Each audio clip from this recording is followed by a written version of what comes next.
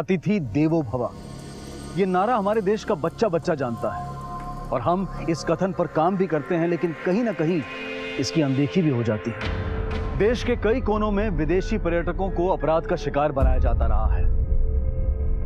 ये सारे मामले हमारे देश की छवि बिगाड़ने के लिए काफी हैं। आज भारत में हो रहे ये घिनौने अपराध पूरे विश्व में चर्चा का विषय है और हमारे लिए चिंता का। एक देश की अंतर्राष्ट्रीय छवि और आकर्षण उसके दर्शनीय स्थलों की संख्या, संस्कृति और सिर्फ इतिहास पर ही नहीं, बल्कि इस बात पर भी निर्भर करता है कि वहां आने वाले टूरिस्ट उस मुल्क में अपने आप को कितना सेफ और कितना कंफर्टेबल महसूस करते हैं। अगर ऐसे में किसी विदेशी टूरिस्ट के साथ कोई हादसा, कोई अनहोनी या अपराध हो जाए तो सिर्फ टूरिज्म को ही नहीं बल्कि देश की अंतर्राष्ट्रीय छवि को भी जबरदस्त झटका लगता है। हमारी आज की कहानी साल 2008 की एक ऐसी ही घटना का ब्यौरा देती है।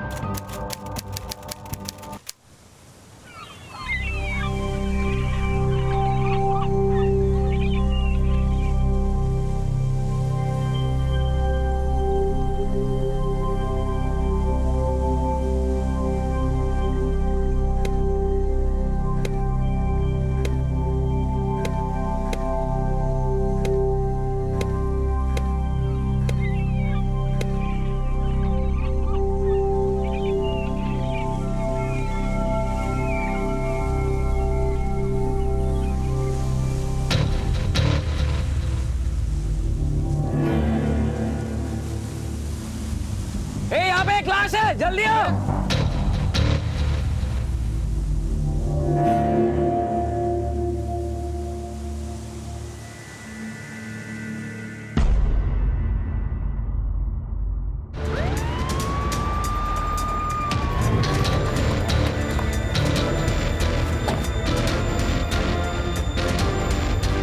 सर हम लोग सब वहाँ पे वॉलीबॉल खेल रहे थे और जब मैं यहाँ पे अपना बॉल लेने आया तो मैंने देखा।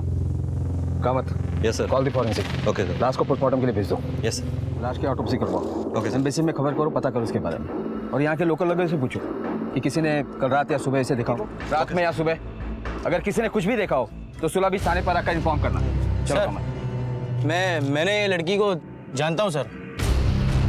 अपना फेरी वाला है ना सिल्वियो, उसके घर पे रहती है ये।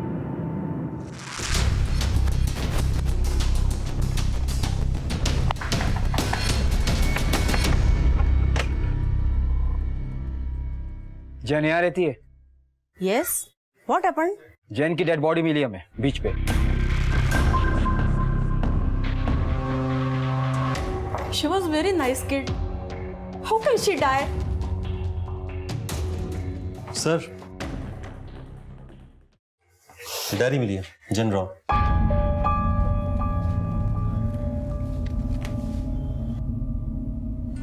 आई am stuck. I want to go home. मैं फंस गई हूँ, मुझे घर जाना है। Sir.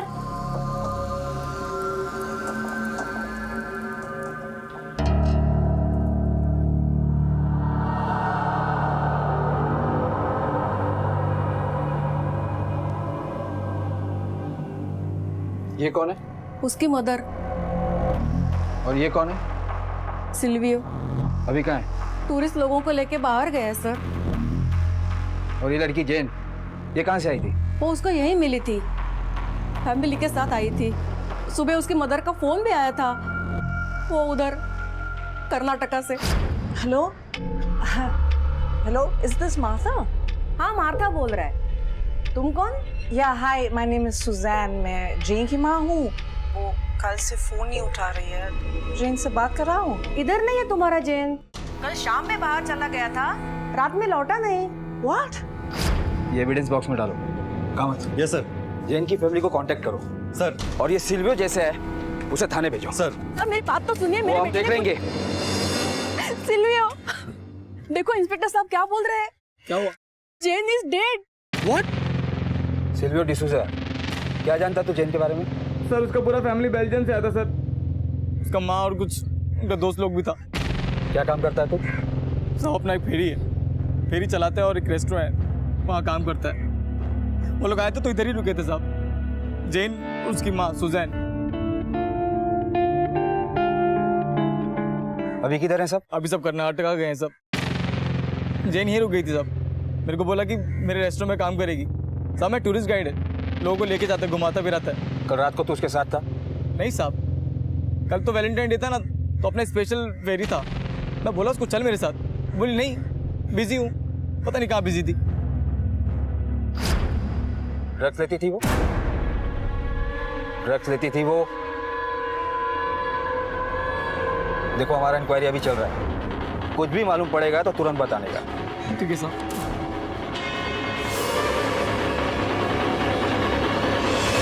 हमें इसके घर से ड्रग्स मिला था।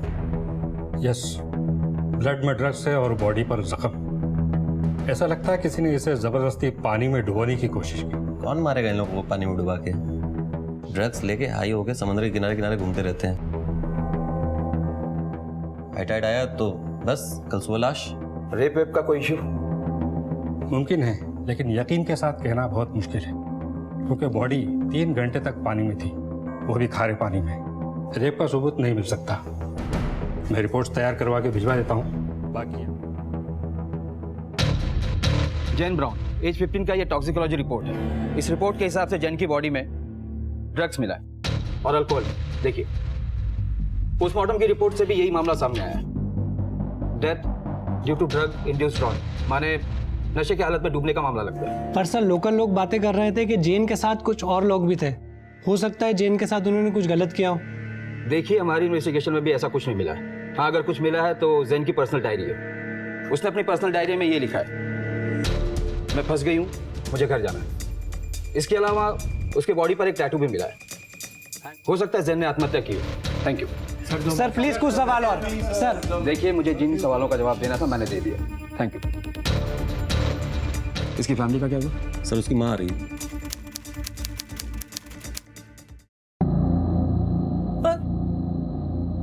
But that's impossible. She was a good swimmer. वो स्विमिंग करती थी, वो सर्फिंग करती थी, वो ड्राउनिंग नहीं कर सकती, डूब नहीं सकती। देखिए मैडम, ड्रग्स के नशे में कुछ भी हो सकता है। ये रिपोर्ट देखिए आप, ड्रग्स, शराब, सब कुछ मिला उसके ब्लड में। और इतनी छोटी लड़की को अकेला कैसे छोड़ सकती हैं आप? We came from Belgium together, साथ for a holiday, 20th November. यहाँ गोवा कुछ दिन में रहे और उसके बाद we wanted to go to Malpe Beach, Karnataka. And Jane, she wanted to stay here. Mom, please let me stay. मेरे को इधर रहने दो. And Silvio, his ferry will go traveling and. रहने दो ना मैडम। अरे मेरा आंटी इधर लेगी। Please, Mama, it's Goa. It's Goa, please. Let me stay, please. Okay. Thank you, Mama. I love you.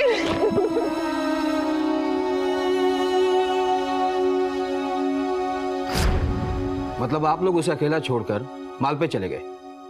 No, that was 10 days later, 10 दिन के बाद। और Jane उधर भी आ गई। तो फिर वहां से यहाँ कैसे आ गई? She did not like that place. उधर मन नहीं लग रहा था उसका, so I just don't. यहाँ क्या था? And she was always on the phone, and I just. And then 13th February को. अरे जेन तू आना यार। अरे इधर मैं कब से वेट कर रहा है तेरा। Silvio, I can't come. Mom won't let me. Yeah, she won't let me. तू मेरा मॉम से बात करा। हाँ बेटा। अरे प्लीज सुजैन, आने दो ना। अरे इधर बहुत बड़ा पार्टी आने वाला है, वैलेंटाइन डे है ना, बहुत टिप मिलेगा। अरे 2 दिन का तो बात है, उसके बाद चला जाएगा ना वो। I said no. Bye. Mom, please. Please let me go. Please, just a few days. I really want to go, Mom. Please.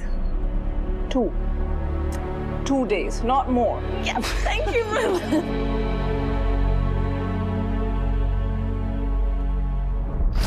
क्यों? उसको जाने दिया क्यों? सर, हम जेन की बॉडी को देखना चाहते हैं। श्योर, लेकिन केस सेंसिटिव है, मजिस्ट्रेट के परमिशन के बाद ही देख सकते हैं।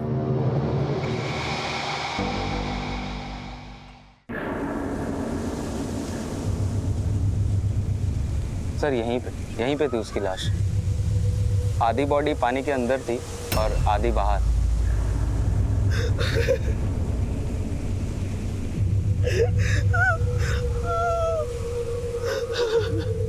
एक ब्रिटिश लड़की की लाश मिली थी यहाँ पानी में, उसके बारे में कुछ मालूम है आपको? न्यूज़ सुना था। जब तक अपन अपना बार खोलता, पुलिस लोग उसका लाश लेके चला गया था। आप जानते थे उस लड़की को? देखा था, पर अपन उसको जानता नहीं। देखिए, कुछ थोड़ा याद करने की कोशिश कीजिए कभी। ए रियो, अरे बोतल बितल ठीक से लगाना। हाँ, ऊपर रख दे। Let's go.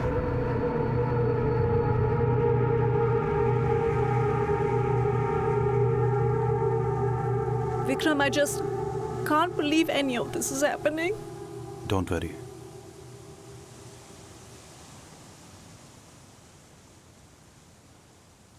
I'm so lost. It's like this nightmare that is not ending. Rape हुआ है तेरी बेटी का। What? What did you say? डुबा के मार दिया है उसको। What did he say? Jane was raped and murdered. What? What? कहाँ हुआ ये सब? उधर झाड़ियों के पास ले गए थे उसको। सुजैन, कौन लोग थे? तुम जानते हो उनको? नाम क्या था उनका? मुझे नहीं मालूम। अरे पुलिस के सामने बोलोगे? मरना है क्या मुझको? सुजैन!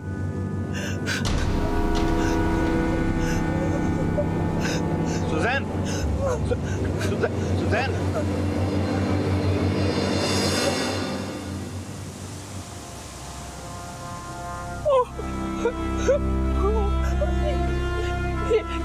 ये Jane का चप्पल है।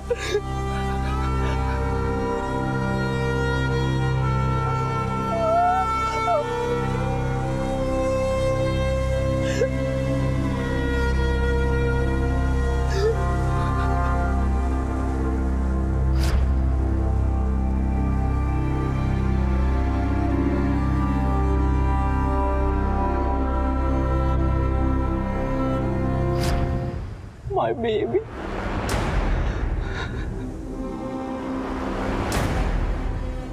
ये एक्सीडेंट नहीं है Vikram, this was murder.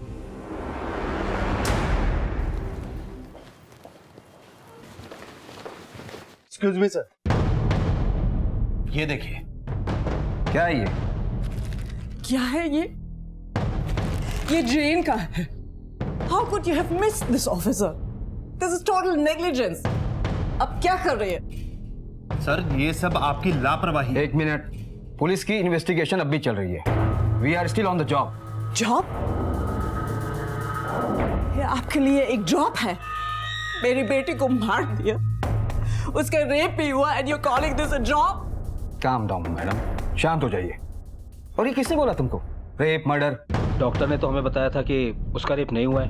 Body 3 घंटे तक पानी में थी, रेप का सबूत नहीं मिल सकता। सर, हमने कुछ लोगों से बीच पर बात की थी। उनमें से एक आदमी ने बताया कि जेन के साथ कुछ लोगों ने रेप किया और उसको मारा। किसने बोला? नाम क्या उसका? सर, उसका नाम। Yeah, maybe that's your job to go and ask what is the name, huh? Sir, कुछ मछुआरे लोग। नाम बोलो उसका। Sir, I don't know his name. देखो सर, यहाँ के जो लोकल लोग हैं ना, वो बहुत कुछ बोलेंगे। अभी मर्डर हुआ, रेप हुआ, सब बोलेंगे, लेकिन जब गवाही का टाइम आएगा ना, वही लोग मैडम से पैसा मांगेगा। It happens here. झूठ बोल रहे हैं वो लोग। अगर वो झूठ बोल रहे हैं तो ये क्या है? How can I find this behind the bushes? It is her shorts, it's her chappals and they are torn. कोई उसका कपड़े उठा रहा, मारा, और उसके बाद बड़ी को बीच में डंप किया। Sir, we need to see Jane. हमें प्लीज एक बार उसकी बॉडी देखने दीजिए। देखिए, मैंने पहले भी कहा कि केस सेंसिटिव है, ऑर्डर लेना होगा, मजिस्ट्रेट का ऑर्डर, समझ रहे हैं आप? Okay, Vikram, let's get those orders. मेरी बेटी को देखना है। I need to see my child.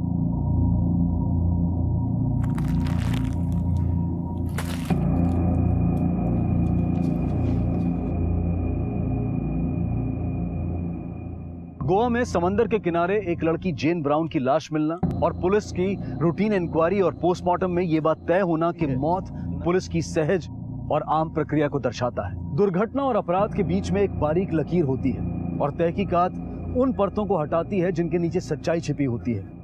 लेकिन जेन ब्राउन के इस केस में शुरू में पुलिस ने इन परतों को ठीक से टैकल नहीं किया। नतीजा जेन ब्राउन की मां सुजैन और उनके वकील विक्रम पुरोहित की अपनी व्यक्तिगत खोज में कुछ चौंका देने वाले तथ्य मिले, ऐसे तथ्य जिन्होंने इस केस को 360 डिग्री का मोड़ दे दिया। ठीक है, इन्हें बॉडी दिखा दो।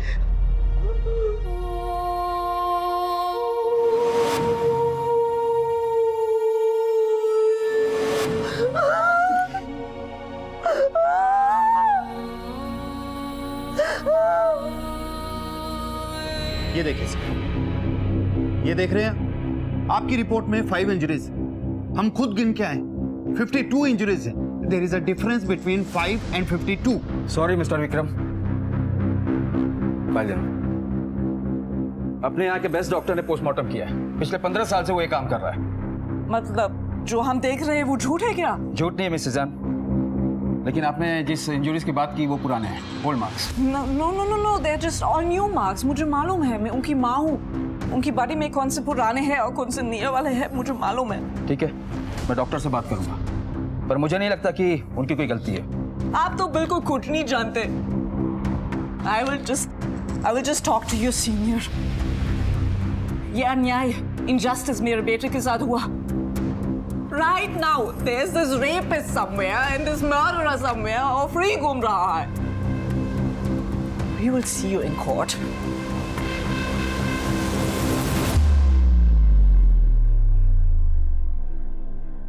सर प्लीज,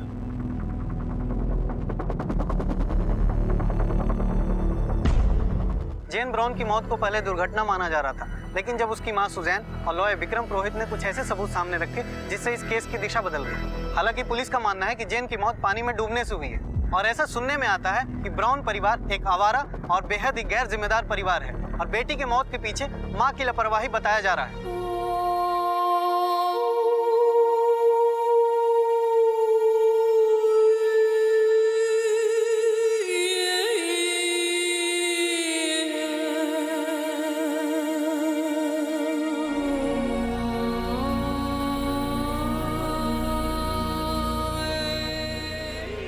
सुजैन ने इस केस की नए सिरे से तहकीकात करने के लिए हर दरवाजा खटखटाया। राजनीतिक गलियारों में भी जेन ब्राउन की हत्या का मामला गूंजने लगा। यहां तक कि सुजैन ने मंत्री महोदय से भी निवेदन किया कि वो इस मामले में हस्तक्षेप करें। हाँ, देखिए उनका क्या काम है देख लीजिए और जितना हो सके उतना जल्दी कीजिए, ठीक है? मेरी यहाँ के डीसीपी से बात हो गई है। उनका कहना है कि आपकी बेटी का केस का इन्वेस्टिगेशन बिल्कुल नियम से हो रहा है, कोई गड़बड़ी नहीं है। लेकिन सर, पुलिस उसको एक्सीडेंट बता रही है and it should be investigated as a crime, not as an accident। पूरा सच सामने नहीं आया। सर, जेन का मर्डर हुआ है, रेप हुआ, एविडेंसेस हैं। सर, जेन के कपड़े मिले हैं और सर ये देखिए, जेन की बॉडी पर 52 इंजरीज हैं। आई अंडरस्टैंड, लेकिन ये तो पुलिस का काम है ना, आप और मैं तो कुछ नहीं कर सकते। देखिए, आपको गलतफहमी हुई है। नो सर, देखिए मेरी पूरी सिंपत्ति है आपके साथ, आपका दुख समझ सकता हूँ, लेकिन पुलिस ने भी तो अपना काम किया है। देखिए, उन पे शक करना जायज नहीं है। We want justice. We want justice. We want justice. We want justice. We want justice. We want justice.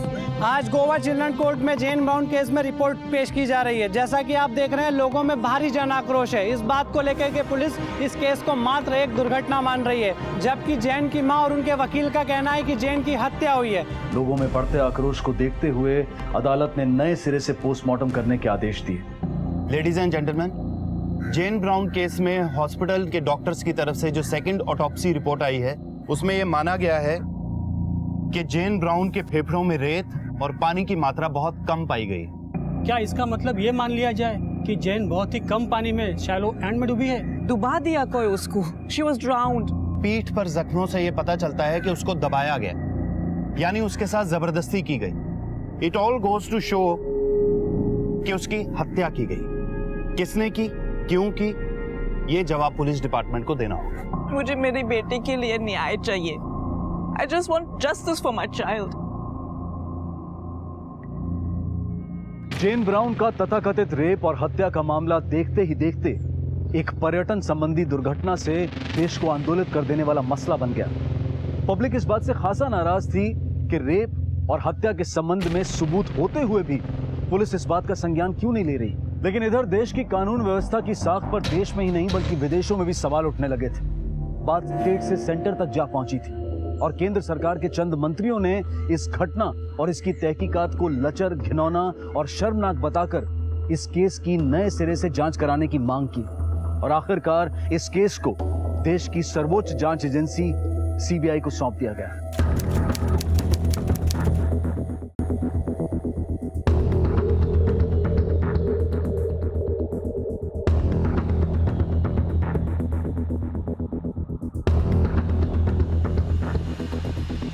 Sir, gen Brown case के पेपर्स, ये चार्जशीट और एफआईआर्स और ये दोनों पोस्टमार्टम रिपोर्ट।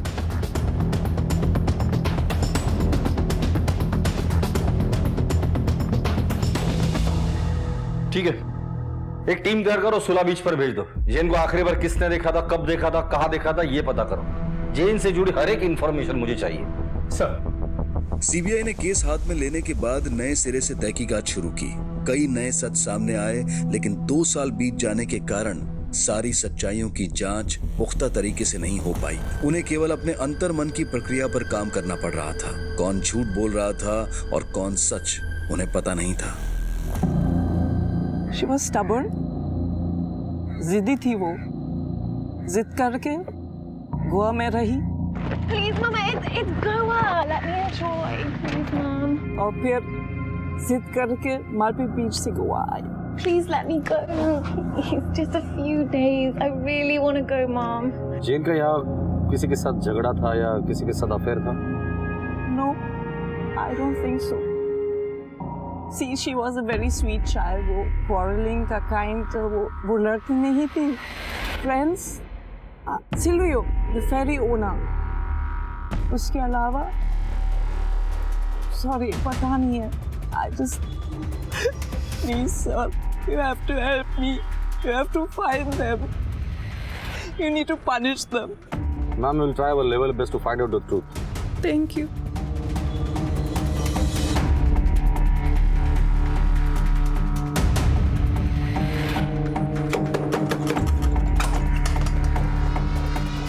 जी, बोलो। सीबीआई, 14 फरवरी की रात जेन ब्राउन तेरे बार में थी। उसके साथ और कौन कौन था? सर, वैलेंटाइन डे का टाइम था, इतना लोग आता है, अपने को कैसा याद रहेगा? वैसे उस रात तू कहाँ था? साहब, उनको याद नहीं है। अपन कुछ सामान वामान लाने गया होगा। तेरे को तो कुछ भी याद नहीं। चल मैं बताता हूँ। तेरे कॉल रिकॉर्ड के हिसाब से तो उस रात बार में ही था। जेन भी उसी बार में थी। वो बार से निकली और उसके साथ कांड हो गया। लोगों ने देखा लेकिन कोई मुंह नहीं खोल रहा। रेगेंजा, इसके बाद तूने एक बार भी बोला ना मुझे कुछ याद नहीं, तो लंबा अंदर जाएगा। चल बता उसके साथ कौन कौन था? सर, उनका बार पे तो फिरंगी लोग आता जाता रहता है। वो सिल्वियो उसको लेकर आया था। और अब उनका बार में काम करता है अल्फेंजो और उसका फ्रेंड पेब्लो। वो सब लोग साथ में था साहब। और अपन पक्का बोल नहीं सकता है कि वो लोग ने उसके साथ में कुछ किया होगा बोल के। धीरज, इसके बार का सीसीटीवी फुटेज चेक करो। सर, उधर का सीसीटीवी तो खराब हो गया है सर। कोई बात नहीं, हम ठीक करवा लेंगे। वैसे और कौन कौन था उसके साथ? सर, वो ऋषि, पेब्लो, अल्फेंजो और उसका वो टेनेंट साइरस, ये सब लोग साथ में था साहब।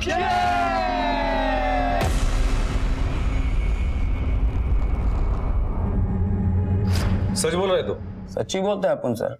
धीरज, गाड़ी में बैठा इसको। अरे सर, अपन ने कुछ नहीं किया है सर।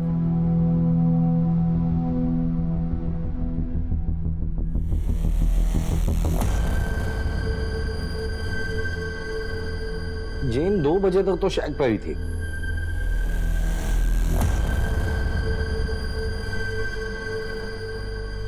पोस्टमार्टम रिपोर्ट के हिसाब से उसकी मौत 4 से 5 के बीच हुई है। मतलब ये जो कुछ भी हुआ है वो इन 3 घंटों में हुआ है। और पुलिस को उसकी लाश मिली थी 10 बजे। जेन आखिरी बार इन चारों के साथ थी, अल्फांसो, पाब्लो, ऋषि और ये ब्रिटिश साइरस।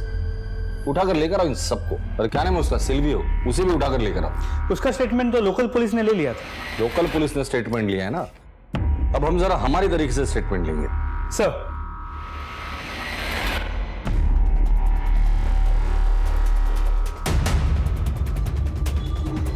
साहब अपन क्या किया साहब?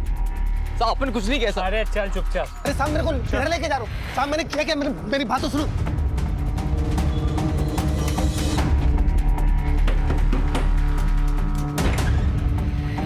जी अल्फांसो कहाँ है? बुलाओ उसे। आप कौन? सीबीआई। वो तो बाहर गाँव गए हैं सर। कब से? 2 महीने से। तलाशी लो घर की। पर सर हुआ क्या, आप बताइए तो। अल्फांसो ने किया क्या है? अच्छे से देखना। सर क्या हुआ है? ठीक है, हमें हमारा काम करने दीजिए। सर अंदर यहाँ कोई नहीं है। सर यहाँ भी कोई नहीं है। पैब्लो के साथ अभी अल्फांसो भी फरार है और साइरस के बारे में ये पता है कि वो शहर में है लेकिन अंडरग्राउंड है। इन तीनों के खिलाफ लुकआउट नोटिस जारी करो और इनके फोटो में हर पुलिस स्टेशन में सर्कुलेट कर दो। तीनों के मोबाइल सर्विलेंस पे डाल दो। और ये साइरस, लोकल पुलिस को कांटेक्ट करो और बोलो 24 घंटे के अंदर इस साइरस को हमारे सामने पेश करे। सर बोल, मुंह खोलेगा या और मार खाएगा? साहब वो लड़की जेन सब मेरा फेरी में काम करता था साहब। इधर में वो ब्रिगेंजा का बार में ना वो अल्फांसो और पाब्लो से मिली। और ये पाब्लो है ना ड्रग सप्लाई करता है साहब। और ये सारे से ना साहब बेल्जियम से है। अल्फांसो के घर पे ही रहता है। जेन इन लोगों के साथ बहुत घूमने फिरने लग गई थी। जेन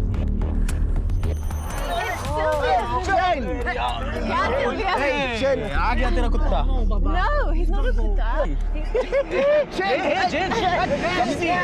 Come Jen, easy man. Come on, Jan. नहीं, Silvio। जेन ये लोग अच्छा नहीं है। तुम घर जाओ and tell auntie that I'll come later. You go। Bye, Silvio. Bye. और ये ऋषि, उसकी क्या कहानी है? सर ये ऋषि साहब गैरेज में काम करते हैं सर। ये तीनों साथ में घूमते ज्यादातर। जेन भी मिलती जुलती थी उनसे। तू जेन के आगे पीछे क्यों घूमता था? सर जेन अच्छी लड़की थी, मैं पसंद करता था उसको। बहुत जिद्दी थी पर मुझे अच्छी लगती थी। तो माँ की सुनती नहीं थी, बाप था नहीं तो किसी की नहीं सुनती थी। ये बदमाश लोग ने बर्बाद कर दिया उसको। वो बदमाश तू भी तो हो सकता है। सच सच बता, क्यों मारा उसे? सर मैं सच्ची बोलता सर, मैंने नहीं मारा उसको। तो ये सब बात पहले पुलिस को क्यों नहीं बताई थी? सर मैं अंदर से बहुत डर गया था सर। उस दिन वैलेंटाइन डे का दिन था साहब। हम लोग ब्रेगेंजा के चेक पे बैठ के ड्रिंक कर रहा था। तभी पता नहीं ब्रेगेंजा का क्या हुआ, उसने कहा रात बहुत हो गई, बार बंद हो गया, तुम लोग सब घर जाओ। तभी अल्फांसो बोला कि चल के डोप मारते हैं। जैन भी उधर था, वो भी मान गया और हम सब लोग जाके उसके साथ डोप मारने लगा। 1-2 डोप मारा, तभी साइरस बोला कि उसको लेट हो रहा है और वो अपना स्कूटर स्टार्ट किया और चला गया साहब। मैं उसके बाद 1-2 डोप और मारा। मेरे को लगा बहुत लेट हो गया है, इसलिए मैं भी निकलता है। जैसे निकलने को हुआ मेरे को याद आया कि मैं जेन को घर छोड़ देता है। मैं जेन को बोला चल। ये बात सुन के अल्फांसो बहुत भड़क गया, मेरे को गुस्सा करने लगा। मैं डर गया, वो गुंडा है ना साहब। मैं निकल गया वहां से। उसके बाद से क्या हुआ साहब मुझे नहीं मालूम। सुबह पता चला कि जेन का मर्डर हो गया है। ये बात सुन के मैं डर गया और अपने गांव को और भाग गया। पर गांव में कितना दिन रहेगा साहब, इधर काम धंधा है ना, तो भाग के आया इधर। तभी आप लोगों ने उठा लिया मेरे को। सर, साइरस जोन्स का पता चल गया। खबरियों ने कहा कि वो यहाँ मजगांव में छुपा हुआ है, बहुत डरा हुआ है, लेकिन उसे बात करनी है क्योंकि उसका वीज़ा एक्सपायर होने वाला है। चलो। जैसे जैसे जेन ब्राउन से जुड़े घटनाक्रम और लोग सामने आ रहे थे, इस केस की बारीकियां उजागर हो रही थी। आजाद ख्याल और खुश मिजाज जेन ने गोवा में चंद लोगों से दोस्ती कर ली थी। पाब्लो, अल्फांसो, सिल्वियो और साइरस, कई नाम सामने आ रहे थे, लेकिन इनमें से ज्यादातर लोग फरार थे। सीबीआई की पूछताछ से ऐसा लग रहा था कि पाब्लो और अल्फांसो इस मामले में इन्वॉल्व हो सकते हैं। Sir, I used to stay with Alfonso on rent. हम जैन को ब्रिगेंजा के बार में मिला, where she used to work। Alfonso भी आता था, लेकिन अल्फांसो का जैन के लिए intention was not good। Alfonso! Where are you, Alfonso? Get off me! Thank you, Jen। No, leave me। बहुत प्यार करता है। Try to understand। Leave me alone। You will not understand. Who can understand? Leave me alone. I'm not interested. Get off me. Oh, no! Try to understand, Jen। I love you. I love you. I love you। Alfonso! I'll manage, Janet। I'll manage। That's dangerous! ये खतरनाक है। वो बड़ी दिखती है, लेकिन she is under age। Yes, man, and stay away, okay? Sir 14 Feb की रात को जब बार बंद हुआ तो हम लोगों ने डिसाइड किया कि डोप लेंगे। हम सब डोप लेने बीच पे चले गए। सर वहाँ मैं अपने आप को अनकंफर्टेबल फील कर रहा था, तो मैं वहाँ से चला गया और फिर वहाँ से स्कूटर लेकर के आया तो सर मैंने ये देखा कि अल्फांसो जैन के ऊपर था। Sir Alphonso is bad man, वो एक गुंडा है, उसी ने जैन को।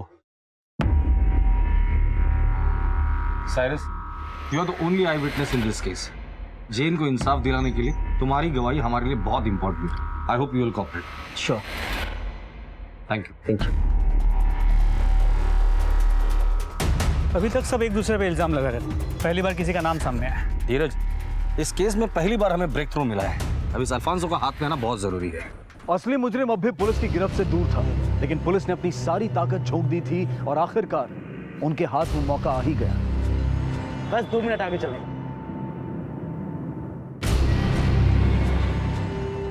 और अल्फांसो, भाई आप लोग कौन है?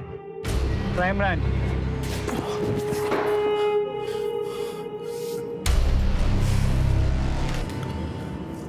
बोलो। बताता हूँ साहब, बताता हूँ साहब। वो फिरंगी झूठ बोल रहा साहब।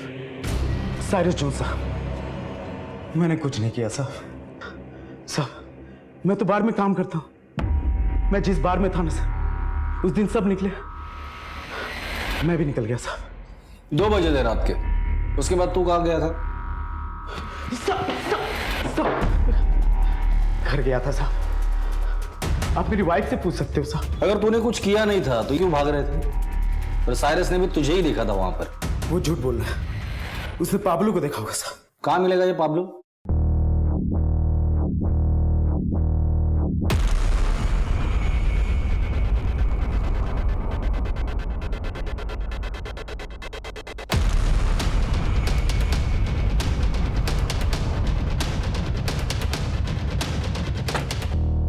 पणजी एयरपोर्ट।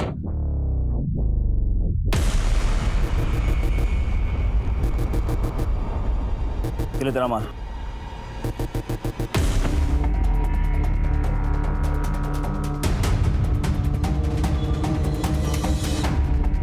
ए पाब्लो, किधर कर रहा है? अच्छा मैन, तुम कौन? Crime branch. सब गेंडे की चमड़ी है साले की, कस से मस नहीं हो रहा। एक ही बात बोल रहा है, उसने कुछ नहीं किया, वो सिर्फ ड्रग सप्लाई करता है। अल्फांसो के बारे में कुछ बोला? नहीं, बोला पार्टी होते ही वो बाहर से घर चला गया। अब एक ही तरीका है, वो दोनों कहाँ है?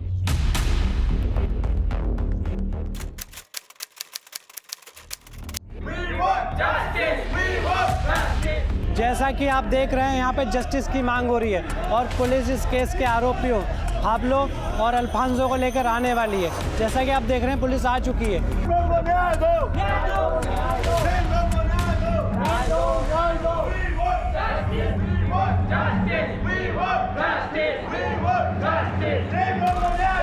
योर ऑनर, सीबीआई की छानबीन से यह साबित होता है कि मुजरिम बेन अल्फांसो और पैब्लो 15 फरवरी 2009 की सुबह इन्होंने Jane Brown, daughter of Suzanne Brown, resident Belgium, को ये जानते हुए कि वो नशे की हालत में है, उसके साथ रेप किया और उसे समंदर के किनारे छोड़ दिया, जिससे समंदर में डूब जाने की वजह से जेन ब्राउन की मौत हो गई। बेन अल्फांसो और पैब्लो रोड्रिग्स पर आईपीसी की धारा 304A के तहत गैर इरादतन हत्या और 376 के तहत बलात्कार का मामला भी बनता है। I object your honour. CBI की जांच में भी यह बात साफ नहीं हो पाई है कि जैन ब्राउन का बलात्कार हुआ था। पर जेन ब्राउन की बॉडी पर इंजरीज के मार्क्स भी मिले। और उसके कपड़े किसी दूसरी जगह से मिले। इससे यह साबित होता है कि उसके साथ बलात्कार भी हुआ था, इसलिए इन दोनों को बलात्कार के मामले में भी सजा मिलनी चाहिए। इन इल्जामों के बारे में आपका क्या कहना है? सर, ये वकील सर क्या बोल रहे हैं? मुझे कुछ भी समझ में नहीं आता। उस रात जेन मेरे साथ थी, लेकिन वो जिंदा थी सर। उसके बाद मैं सीधा घर चला गया, वो भी अकेले। क्या टाइम हुआ था उस वक्त? सर, मॉर्निंग के 3:30 या 4 बज रहे होंगे। उसके बाद जेन के साथ क्या हुआ नहीं हुआ ना, अपन को कुछ भी नहीं मालूम sir. I don't know.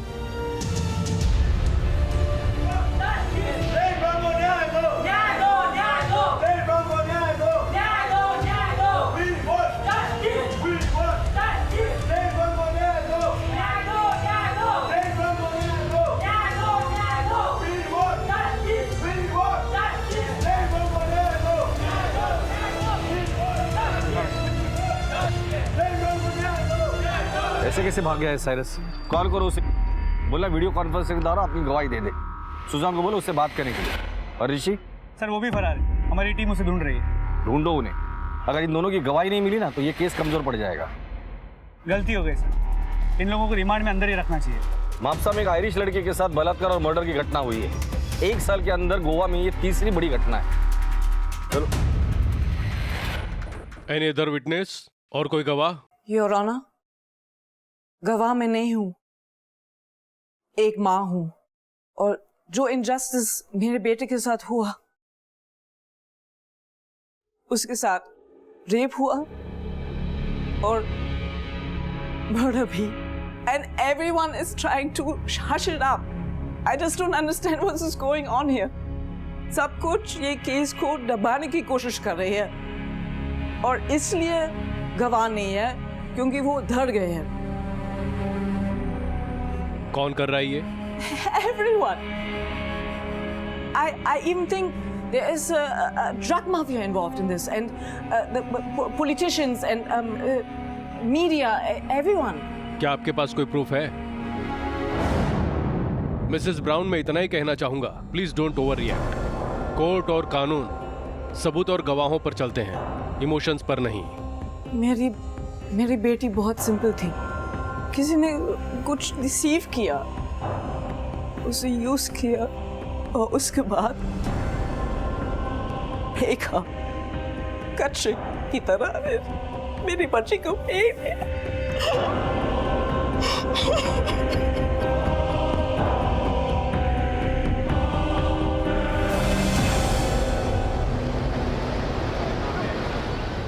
No Susan, I can't come there. मैं इंडिया नहीं आ सकता, उधर मेरी जान को खतरा है। साइरस, मेरी बात तो सुन लो प्लीज। वीडियो लिंक के मीडियम से गवाही तो दे दो। Can't please Susan. I want justice for my child. She was only 15. She was beautiful. She was sweet. She was innocent. Sorry. Please don't call me again. Cyrus! Phone कर किया, दर्द हो गई का। मुझे समझ में नहीं आ रहा है कि साइरस को वहां से गवाही देने में क्या प्रॉब्लम है। वादों से किसी से कोई खतरा भी नहीं। सर, अपन ने कुछ नहीं किया। गॉड प्रॉमिस, अपन सच बोलता है। अपन इनोसेंट है सर। पर लोकल मछुआरों ने तुम्हें 15 फरवरी की रात 4 बजे जेन के साथ बीच पर देखा था। लेकिन सर, इसका मतलब ये थोड़ी ना है कि अपन ने जेन को मारा है। तो किसने मारा है? कौन मार सकता है? कौन था तुम्हारे साथ? Objection milord. पब्लिक प्रोसिक्यूटर मेरे क्लाइंट से जबरदस्ती जुर्म कबूल करवाने की कोशिश कर रहे हैं। सच तो यह है कि इतने विटनेस होते हुए भी एक भी ऐसा आई विटनेस पेश नहीं कर पाए हैं जिसने अपराध होते हुए देखा हो। सीबीआई, मीडिया, पुलिस मेरे क्लाइंट अल्फांजो और पाब्लो को बलि का बकरा बना रही है, क्योंकि कोई बड़े लोग नहीं है ना। एक मामूली बार टेंडर है और दूसरा दाढ़ी मजदूर। और पोस्टमार्टम की पहली रिपोर्ट भी यही कहती है कि death due to drowning with a new non fatal injuries. पर पोस्टमार्टम की दूसरी रिपोर्ट में इस बात को डिसमिस कर दिया गया है योर ऑनर, और ये माना गया है कि जेन के साथ रेप हुआ। ये महज एक अनुमान है, या यूं कहें अटकलबाजी, और कानून अटकलबाजियों से नहीं चलता है। योर ऑनर, जैन के शरीर पे जो चोट के निशान मिले हैं वो बीच पर डूबने की वजह से हुए। वो स्विमर थी, इसलिए डूबने का सवाल ही पैदा नहीं होता। हाँ, वो स्विमर थी, लेकिन उस समय वो ड्रिंक और ड्रग्स के नशे से चूर थी। और ये टॉक्सिकोलॉजी की रिपोर्ट भी कहती है एक लड़की जो सेक्स, ड्रिंक्स और ड्रग्स की दीवानी। Objection my lord. Objection overruled. Proceed. बेपरवाह और आजाद ख्यालात की थी। उसे वैलेंटाइन डे की रात अपने दोस्तों के साथ बीच पर पार्टी मनाई और पार्टी खत्म होने के बाद उसके सारे दोस्त अपने घर चले गए, लेकिन वो नहीं गई। वो उस बीच पे घूमती रही और नशे की वजह से वो समुद्र में डूब गई। और मेरे फाजिल दोस्त इस केस को उलझाने की कोशिश कर रहे हैं और मासूमों को फंसा रहे हैं। जेन के कपड़े बीच पर मिले थे, इससे क्या साबित होता है? साबित तो यह भी नहीं होता कि मेरे क्लाइंट ने कुछ किया है। योर ऑनर, डीएनए के सैंपल भी किसी से मैच नहीं होते, ना ही सीमन सैंपल मिला है। लाश पानी में रहने की वजह से सारे सबूत किसी हद तक मिट चुके हैं और मेडिकली ये पॉसिबल नहीं कि कोई डीएनए टेस्ट हो, लेकिन सर्कमस्टेंशियल एविडेंस जो हमारे हाथ लगे हैं उससे ये साफ जाहिर होता है कि जेन के साथ पहले रेप हुआ और बाद में उसको मरने के लिए छोड़ दिया गया। सर, एक भी आई विटनेस पेश नहीं किया गया है और मेरे फाजिल दोस्त जिस तरह की दलीलें दे रहे हैं उससे मेरे क्लाइंट पर अपराध साबित नहीं होता है। That's all my lord. इस केस की अगली सुनवाई 20 सितंबर को होगी। The court is adjourn till then.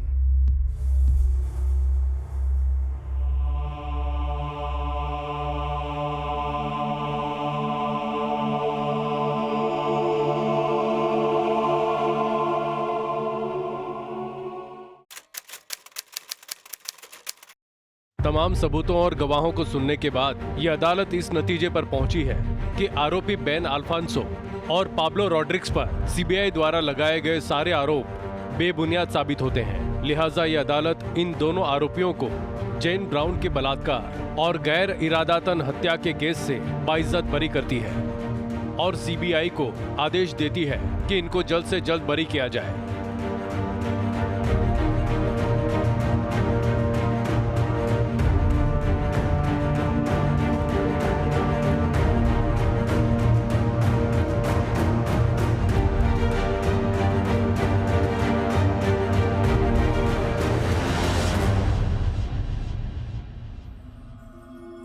Madam, court ने मुलजिमों को छोड़ दिया है, इस बारे में आपका क्या कहना है? टेक्निकल एविडेंस न होने के कारण जेन को जस्टिस नहीं मिला, but I will fight for her. I will fight for my child and I will fight for justice. And I am not alone. CBI, the media and the people of India, they are with me, and I believe strongly in the judicial system of India. Now, please excuse me. Jane Brown case को Mumbai high court में सुनवाई के लिए लिया जाएगा, लेकिन एक दूसरे हत्या और बलात्कार के मामले में पुलिस ने दोषी को गिरफ्तार कर लिया है। पुलिस ने पर्यटकों की सुरक्षा के लिए कड़े कदम उठाए हैं और उनकी सुरक्षा को प्राथमिकता भी दी है ताकि फिर से ऐसे मामले ना हो। नमस्कार, आदाब।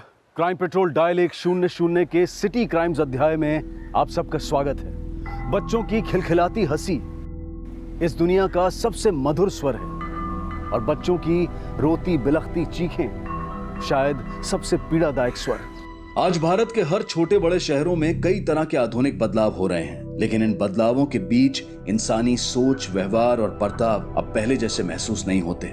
कई शहर जो अपनी खूबियों के लिए दुनिया भर में मशहूर हैं, वो आजकल कई तरह के होने वाले अपराधों के गढ़ समझे जाते हैं और ये उन शहरों की छवि पर ऐसा दाग है जो अब अपनी खूबियों की बजाय अपनी बुराइयों के लिए चर्चा का विषय बन रहे हैं। और बदले वक्त के ये बदले हालात इंसान और इंसानियत के बीच की दीवार को और भी मजबूत बना रहे हैं।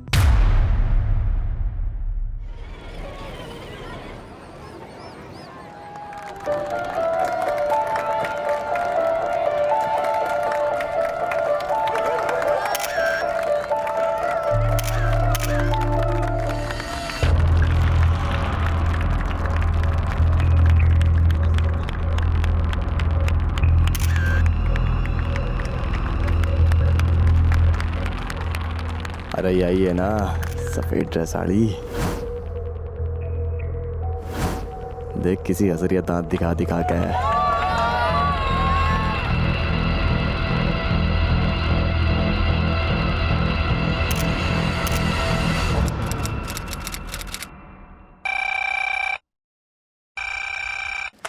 Hello, Mehrauli police station. Chhatarpur में कहाँ?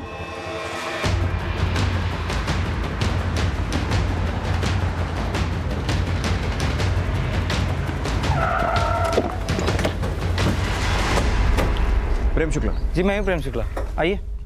सर दरअसल कल रात को मेरी बेटी की शादी थी, तो एक बच्चा वहाँ पर गहने और जेवर से भरे हुए बैग को लेकर भागता हुआ पकड़ा गया। मेरे जिए उन्हें से पकड़ा था। ये है वो बच्चा, यही चोरी कर रहा था। मैंने कोई चोरी नहीं की। वो बैग मुझे एक आंटी ने मंडप पे ले आने के लिए कहा था। मैं चोर नहीं हूँ। चुप!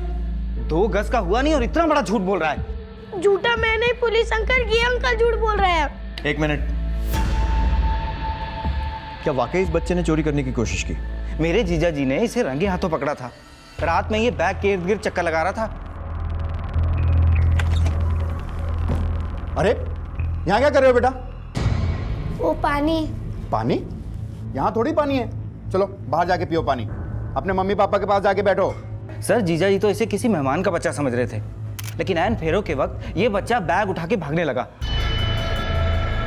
लड़के बैग लेके कहाँ जा रहा है? आंटी ने बुलाया है बैग को। कौन सी आंटी ने बुलाया? चोरी कर रहा है ना? चल अंदर, अंदर चल, अभी बुलाता हूँ। कौन सी आंटी ने बुलाया? फिर हमने इस लड़के के बारे में पता किया। ना तो ये हमारी तरफ से था, ना ही लड़के वालों की तरफ से। तो हमने इसे कमरे में बंद कर दिया। आपने इतने छोटे बच्चे को रात भर कमरे में बंद करके रखा? सर लड़के वालों के सामने कोई तमाशा ना खड़ा हो इसलिए।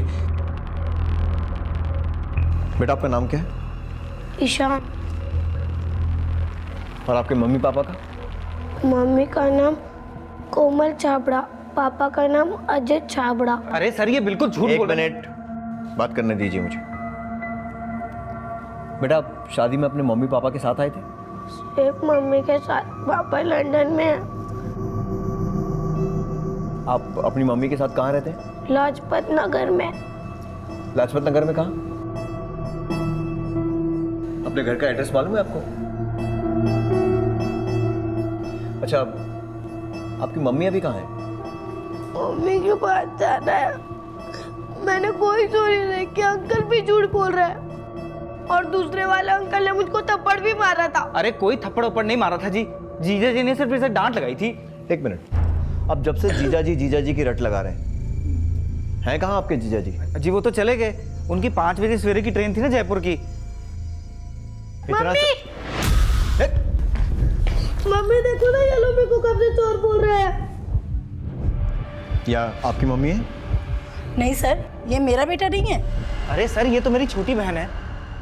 फिर आपने इन्हें मम्मी क्यों कहा? इन्होंने भी मेरी मम्मी जैसे साड़ी पहनी थी, तो मेरे को लगा ये मेरी मम्मी है। मम्मी के पास जाना है। सर ये बच्चा देखने में तो काफी अच्छे घर का लग रहा है और 9-10 साल के आसपास होगा। आपको लगता है बच्चा चोरी कर सकता है? हो भी सकता है सूरी, कुछ बच्चों में चोरी करने की बुरी आदत होती है। इसका कहना है कि ये शादी में अपनी माँ के साथ आया था। ऐसा करो, शादी के सारे वीडियोस और फोटोज चेक करो। ठीक है सर।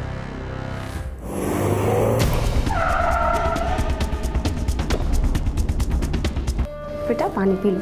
पानी नहीं पीना, मम्मी के पास जाना है। लेकिन बेटा आपकी मम्मी कहाँ है और वो आई क्यों नहीं आपको लेने?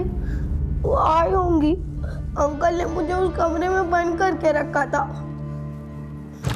सर मैंने शादी की सारी फोटोज और वीडियोस चेक की, वो बच्चा ईशान कहीं भी कैप्चर नहीं हुआ। और सर घर वालों के अलावा उसे किसी ने भी चोरी करते हुए नहीं देखा। सर अब पता लगाना काफी मुश्किल है। और उसके माता पिता कौन है?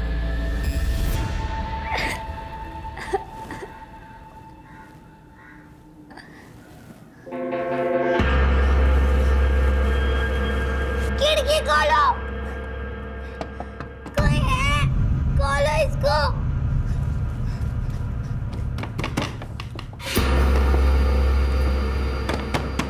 कोई है, खोलो दरवाजे को। दरवाजा खोलो, मुझे बाहर निकालो। बचाओ बचाओ, बहुत बड़ा मचा रिसा।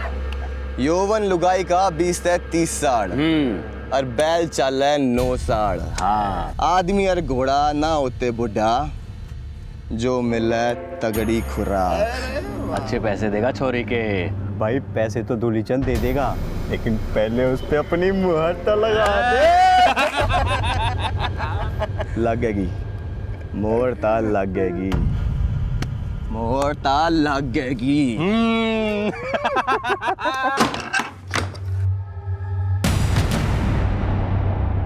आपके स्कूल का नाम क्या है, आप बताएंगे? LNC international school. LNC international school में पता करो, शायद ईशान के घर का एड्रेस और उसके माँ बाप के बारे में कुछ पता चले। Okay sir. क्या वाकई ईशान ने चोरी की थी या फिर वो किसी साजिश का शिकार हो रहा था? ईशान ने कहा था कि वो उस शादी में अपनी माँ के साथ आया था। अगर ऐसा था तो सिर्फ 9 वर्षीय ईशान की माँ अब कहाँ थी? क्या उसकी माँ को इस बात की खबर थी कि ईशान को चोरी के आरोप में पूरी रात एक कमरे में बंद रखा गया था?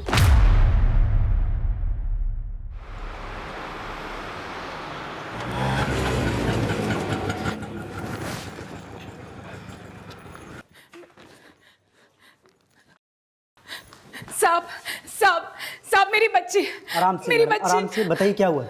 साहब मेरी बच्ची सुबह से मिल नहीं रही है। साहब साहब आप कुछ करो साहब। क्या हुआ?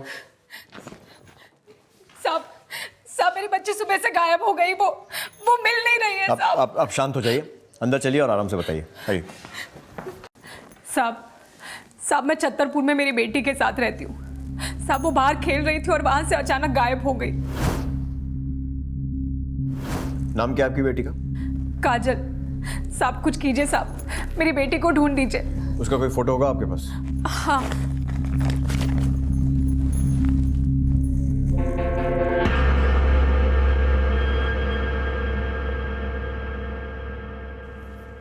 ओ मामा के भाई एक बार और है कि एक बार एक राउंड हो लिया ना, काबू रख थोड़ा सा।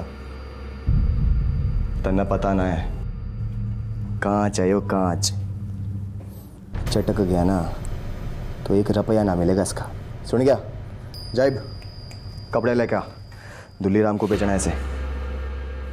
जा चल चल, वो दो खड़ी हो, चल।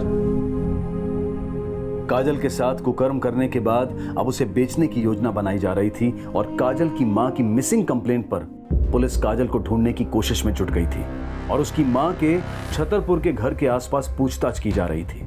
वहीं दूसरी तरफ पुलिस को ईशान से जुड़ी एक चौंका देने वाली जानकारी मिली। सर मैंने LNC इंटरनेशनल स्कूल के प्रिंसिपल और टीचर्स इन सभी को ईशान के फोटो दिखाए, लेकिन सर उनमें से किसी ने भी ईशान को आइडेंटिफाई नहीं किया। सर मुझे लगता है ये ईशान वहाँ पढ़ता ही नहीं है।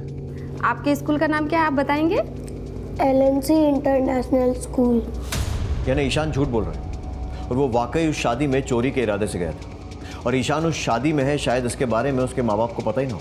सर लेकिन मैंने राजपत नगर पुलिस स्टेशन में भी इंक्वायरी की है, वहाँ भी ईशान की कोई मिसिंग कंप्लेंट दर्ज नहीं है। बेटा पक्का लाजपत नगर में रहते हैं? हाँ। ठीक है, ये अंकल आपको लाजपत नगर लेकर जाएंगे, वहां देखकर आप अपना घर पहचान लेंगे।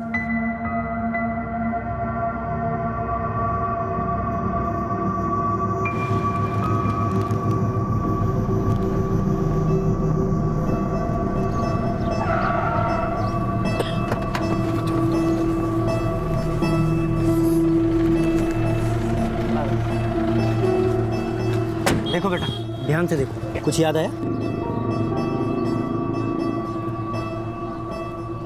मेरे घर के पास एक पार्क है। पार्क? ये पार्क? अब यहाँ से तुम्हारा घर कहाँ है? मेरा घर यहाँ नहीं है। तो कहाँ है तुम्हारा घर?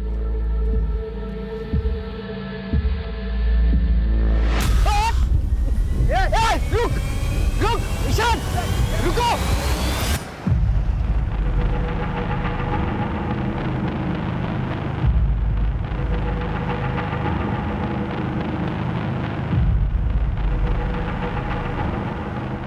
इस बच्ची को जानती हैं आप? नहीं सर, कौन है ये बच्चे? ये आपके पड़ोस में रहने वाली रमणी देवी की बच्ची है। कौन रमणी देवी सर? वही जो इस घर हाउस नंबर 167 में जो रहती है। हाँ सर, अभी हफ्ते भर पहले यहाँ एक औरत आई तो थी किराए से रहने के लिए, पर वो तो अकेली रहती है सर। उसके साथ उसकी बेटी को तो कभी नहीं देखा मैंने।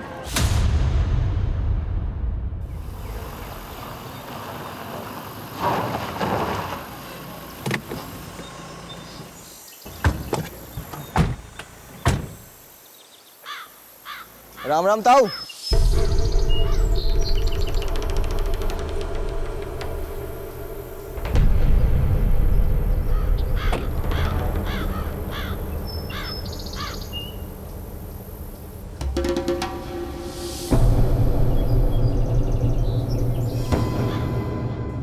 साहब काजल मेरी ही बेटी है, वो छतरपुर में मेरे साथ रहती है। लेकिन आपके पड़ोसी तो बोल रहे हैं कि उन्होंने कभी भी काजल को आपके साथ देखा ही नहीं है। साहब वो अक्सर घर में ही रहती थी, शायद इसलिए। लेकिन आपने तो कहा था कि जब काजल गायब हुई थी वो घर के बाहर खेल रही थी। साहब मैं छतरपुर में मेरी बेटी के साथ रहती हूँ। साहब वो बाहर खेल रही थी और वहां से अचानक गायब हो गई। हाँ साहब, वो घर के बाहर ही खेल रही थी, पड़ोसियों ने उसे नहीं देखा। इसका मतलब ये तो नहीं कि काजल मेरी बेटी नहीं है। साहब आप उसे ढूंढ दीजिए, मुझे उसकी बहुत फिक्र हो रही है साहब। चोरी तो चांस ही है, पर ये क्या कुल दीपक दे पावेगी? अरे ताऊ, एक ना जितने दीपक का होगा उतने देवेगी।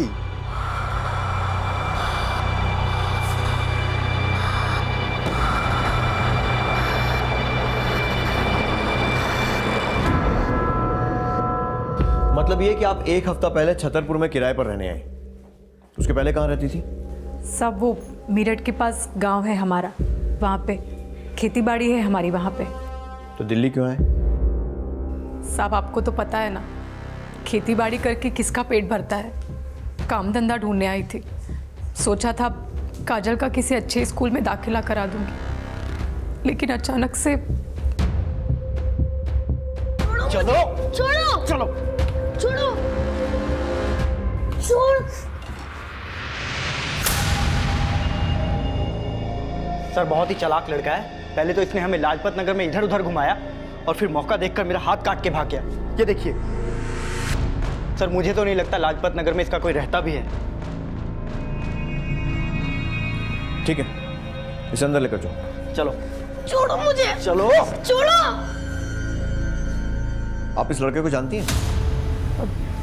जी नहीं जानती। ठीक है, अभी आप जा सकती हैं। जैसे ही काजल के बारे में कुछ पता चलेगा हम आपको इन्फॉर्म करेंगे। चलो बैठो यहाँ पे और हिलना मत यहाँ से। अंकल मुझे याद आ गया, मेरा घर राजपत नगर में कहाँ है? पार्क के पास नहीं, मंदिर के पास। अच्छा, हम तुझे वहाँ लेके जाएंगे और तू फिर भाग जाएगा, है ना? नहीं मैं भागूंगा नहीं, मम्मी के पास जाना है। तेरी मम्मी के पास ले चलेंगे तुझे, ठीक है? एक बात बता, शादी में चोरी करने की कोशिश तूने की थी ना? नहीं अंकल, मैं चोर नहीं हूँ। ट्रस्ट मी अंकल, मैंने चोरी नहीं की। सर एक बात तो यह है कि ईशान ने चोरी की है या नहीं, और दूसरी इंपॉर्टेंट बात यह है कि उसकी माँ कौन है या उसके परिवार वाले कौन है। सर मुझे लगता है कि उसके परिवार वालों उसकी कोई फिक्र नहीं है। अगर होती तो अभी तक उसे ढूंढने के लिए ज़रूर सामने आ जाते। उसकी माँ कौन है या उसके परिवार वाले कौन है ये तो ईशान ही बता सकता है। लेकिन सूरी, मुझे लगता है कि ये रमनी देवी ईशान को जानती है और ईशान भी उसे जानता है। उसे देखते ही एकदम चुप हो गया था।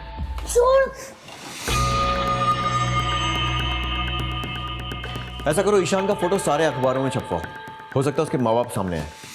रमनी देवी के कॉल रिकॉर्ड्स निकलवाओ और उसके और उसकी बेटी काजल के बारे में सब कुछ अच्छे से पता करो।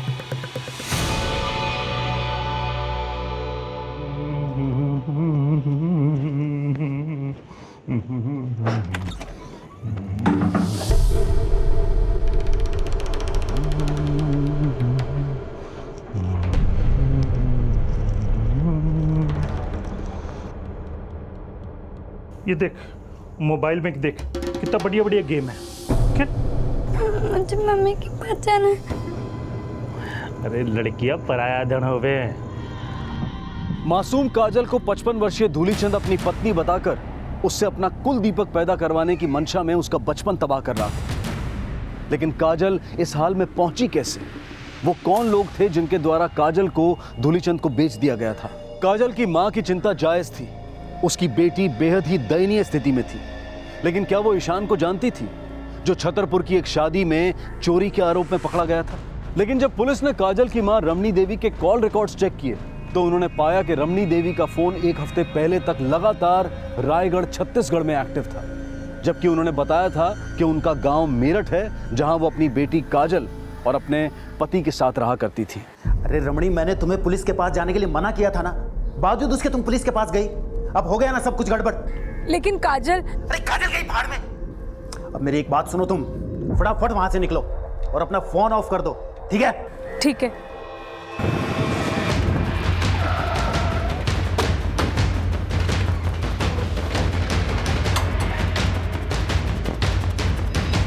आप जिस नंबर को डायल कर रहे हैं वो इस समय स्विच्ड ऑफ है। सर रमनी देवी का फोन स्विच ऑफ आ रहा है।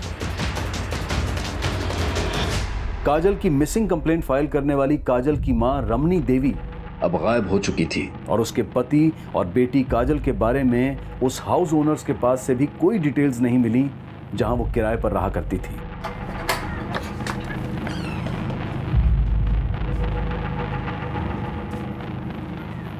पूरा घर अच्छे से सर्च करो। सर।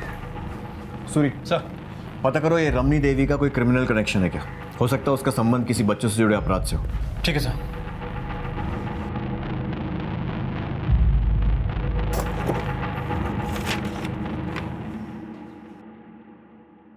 सर अंदर से ये पेपर मिला है। इकरारनामा कुछ लिखा गया था जो बाद में मिटाया गया है। ये देखो, सुतप्पा सहाय। सर ये सुतप्पा सहाय किसी का नाम तो नहीं? हो सकता है। छत्तीसगढ़ के रायगढ़ जिले के चिलखड़ी गांव का एड्रेस है। सर रमणी देवी का फ़ोन भी कुछ हफ्ते पहले रायगढ़ में एक्टिव था। सर कहीं ऐसा तो नहीं कि रमणी देवी चिलखड़ी गांव के इस एड्रेस पर रहती हो? पॉसिबल है। सूरी, चिलखड़ी जाने की तैयारी करो और पता करो कि रमनी देवी के कॉल रिकॉर्ड्स में सुतप्पा सहाय का नाम कहीं आता है क्या। ठीक है सर।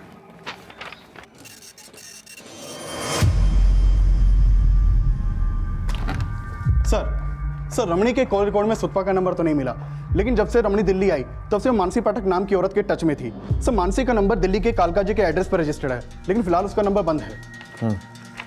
इस मानसी पाठक के कालका जी वाले एड्रेस पे जाके पता लगाओ। Okay sir.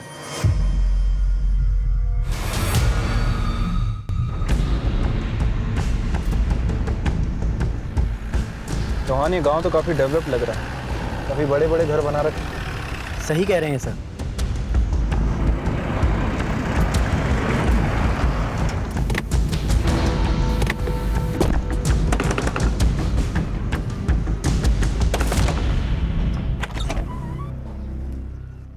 जी बोलिए। ये रमणी देवी यहीं रहती हैं क्या? कौन रमणी देवी सर? ये रमणी देवी, क्या रिश्ता है आपका इनके साथ? सर मेरा इनसे कोई रिश्ता नहीं है। और वैसे आप मुझसे पूछताछ क्यों कर रहे हैं? दरअसल हमें पता चला है कि रमणी देवी यहीं रहती है और ये उनकी बेटी है काजल। इसे तो जानते होंगे ना आप? मैं किसी काजल वाजल को नहीं जानता, ये फोटो में पहली बार देख रहा हूँ। और इसे? बार बार फोटो दिखा रहे हैं आप। मैं इनमें किसी को नहीं जानता हूँ। आप गलत दरवाजे पे आ गए हैं, दूसरी जगह जाइए, ढंग से काम कीजिए आप। सूर्य, हो सकता है वो आदमी झूठ बोल रहा हो। हाँ सर, मुझे भी ये लग रहा है, क्योंकि उसके घर के आसपास कोई भी रमणी देवी के बारे में कुछ भी बताने के लिए तैयार नहीं है। अच्छा, वो रमनी के दिल्ली वाले घर से जो इकरारनामे वाला पेपर मिला था, उसका क्या हुआ?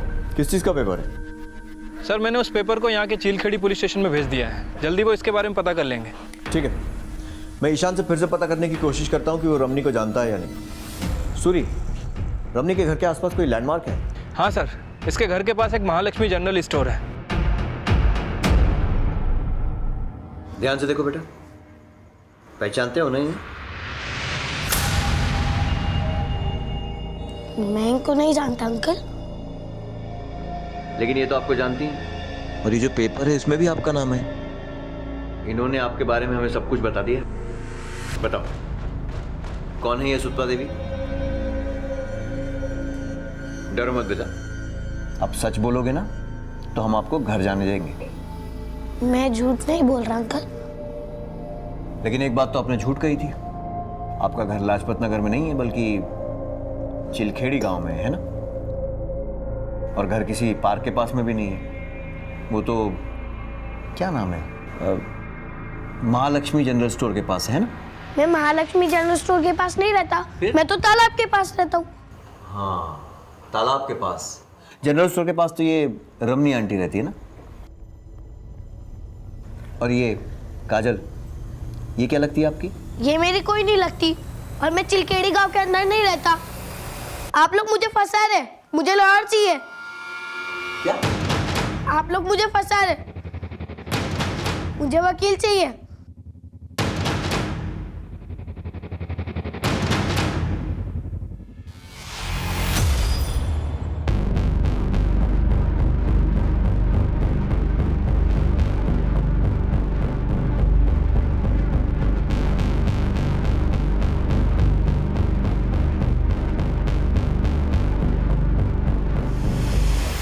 हाँ बोलो कुमार।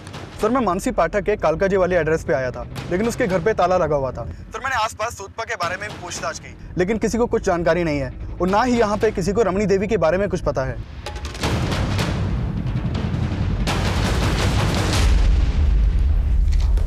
सर ये मानसी के मोबाइल नंबर का एप्लीकेशन फॉर्म मिला है मोबाइल कंपनी से, और ये मानसी पाठक की फ़ोटो।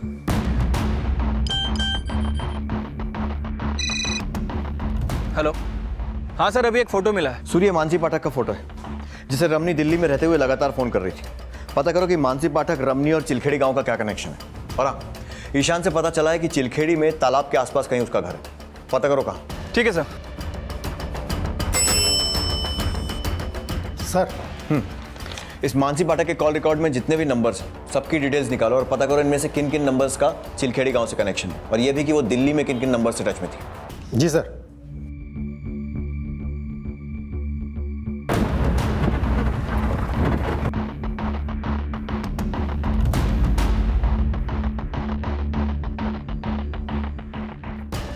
ये तो ईशान है।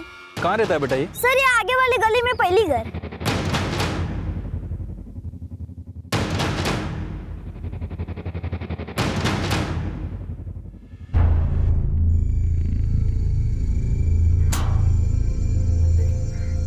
मैडम जी एक मिनट सुनिए, ये यहाँ पे एक बच्चा रहता था ईशान, इसके माता पिता के बारे में पता है आपको? यहाँ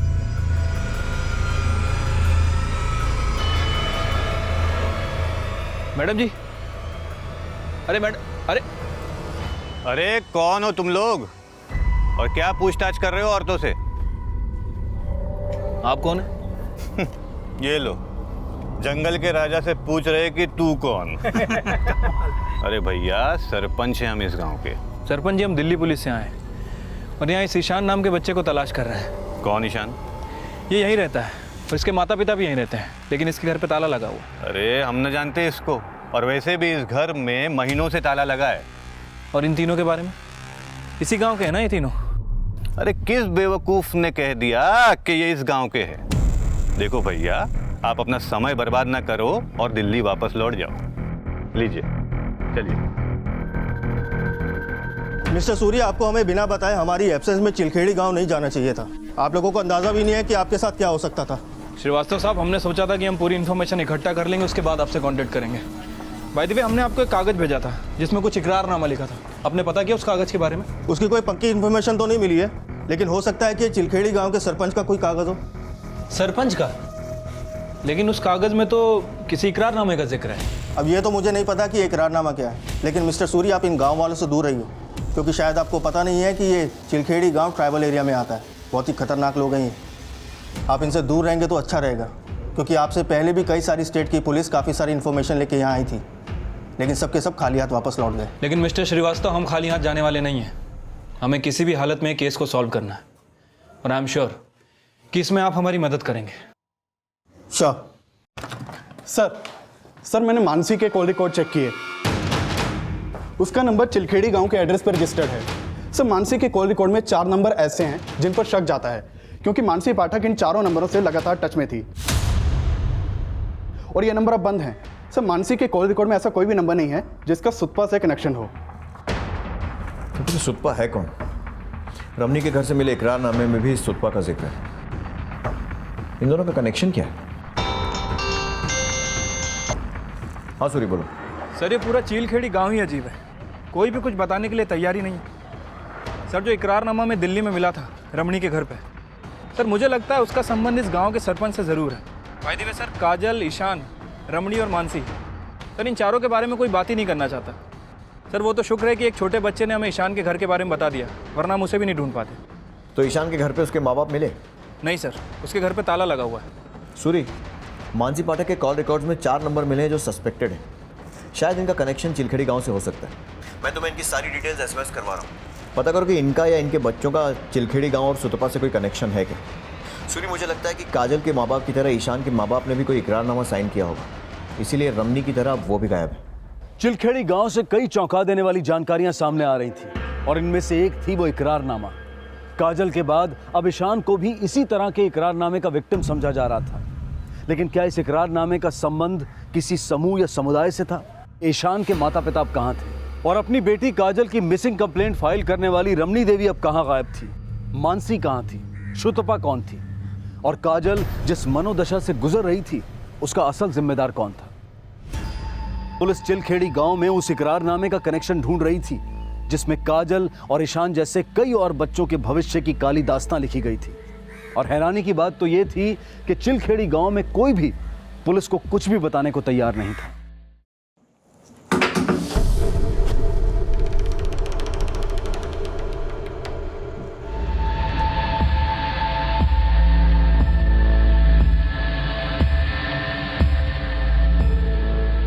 हरिकेश जी, ये ईशान है, दिल्ली की एक शादी में चोरी करते हुए पकड़ा गया था। और ये काजल है, काजल भी उस वक्त दिल्ली में ही थी। काजल की मां रमणी देवी ने पहले इसकी मिसिंग कंप्लेंट कराई और उसके बाद वो खुद वहाँ से चली गई। हमें पता चला है कि ये दोनों बच्चे इसी गांव के हैं। क्या ये दोनों बच्चे इसी स्कूल में पढ़ते थे? हाँ, ये दोनों यहीं पढ़ते थे और इनफैक्ट ये काजल तो काफ़ी ब्राइट स्टूडेंट थी। इसका मतलब ये हुआ कि काजल की माँ का नाम रमणी देवी है और ईशान के फादर का नाम महादेव है। महादेव इस वक्त कहाँ मिलेगा, आप बता सकते हैं? सर, मुझे इसके बारे में इतना पता नहीं है। अच्छा, ये 4 औरतें हैं, संगीता, विमला, आसमी और रुक्मणी। क्या ये चारों औरतें इसी गांव की हैं? हाँ, इसी गांव की है और इनके बच्चे मेरे यहीं पे ही पढ़ते थे, लेकिन काफ़ी समय से ये आए नहीं। और सिर्फ इनके बच्चे नहीं, कई और ऐसे बच्चे हैं जिनका कई महीनों से कुछ अता पता नहीं है। ये हमें दिल्ली में रमणी के घर पे इकरारनामा मिला था, आपको पता है ये किस चीज़ का है? सर, इस इकरारनामे के बारे में मैंने पहले सुना तो ज़रूर था, लेकिन मुझे ज़्यादा कुछ पता नहीं है इसके बारे में। अच्छा, ये देखिए, ये यहाँ पे एक नाम मेंशन है, सुतपा। क्या आपको पता है ये सुतपा कौन है? हाँ, हमारे गांव की है ये। क्या सुतपा इसी गांव की है? हाँ, यहीं रहती थी वो। इस गांव में घर कहाँ है उसका? सर, ये तो मुझे पता नहीं है, लेकिन सुनने में आया था कि वो कुछ समय पहले दिल्ली शिफ्ट हो गई थी और आज काफ़ी रिच लेडी है, लेकिन गाँव में शायद उसका आना जाना अभी भी है। तो कहीं इस इकरारनामे का मतलब गांव से बच्चों को बाहर ले जाने का कोई डील पेपर तो नहीं? मानसी पाठक के बारे में कुछ जानते हैं आप? ये तो सुतपा है। क्या ये सुतपा है? हाँ सर, रमणी के कॉल रिकॉर्ड में सुतपा का नंबर तो नहीं मिला, लेकिन जब से रमणी दिल्ली आई तब से वो मानसी पाठक नाम की औरत के टच में थी। मानसी पाठक की शुतपा थी, लेकिन इससे भी ज्यादा चौंका देने वाली खबर यह थी कि ईशान और काजल समेत चिलखेड़ी गांव के कई बच्चे अब गायब थे और उनके बारे में वहां कोई भी बात करने को तैयार नहीं था। और इस केस की गंभीरता को देखते हुए दिल्ली पुलिस के पीआई राजवीर सोलंकी भी इस केस को इन्वेस्टिगेट करने के लिए चिलखेड़ी गांव आ गए। सर, आपको जो भी हेल्प चाहिए हम ज़रूर करेंगे, बस आप उन गांव वालों से दूर रहिए और अपनी टीम से भी कहिए कि चिलखेड़ी गांव जाना बार बार बंद कर दें, वरना उनकी जान खतरे में पड़ सकती है। इन्फॉर्मेशन इकट्ठी करने के लिए खतरा उठाना ज़रूरी है श्रीवास्तव जी। हम बस इतना चाहते हैं कि किसी भी तरीके से सुतपा की लीड हमें मिल जाए। हम आपकी पूरी मदद कर रहे हैं। Thank you.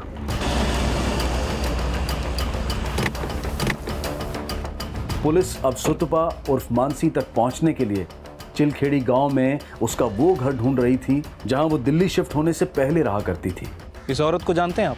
हाँ, जानता हूँ साहब, ये यहीं तो रहती है। चलिए बताइए। आइए, मैं देखा तो। आइए साहब। साहब, वो जो ऊपर वाले 2 कमरे दिख रहे हैं, वो दाएं वाले कमरे में रहती है।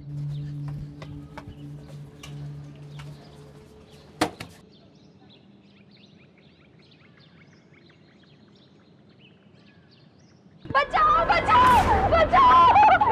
क्या कर रही है? अरे छोड़िए!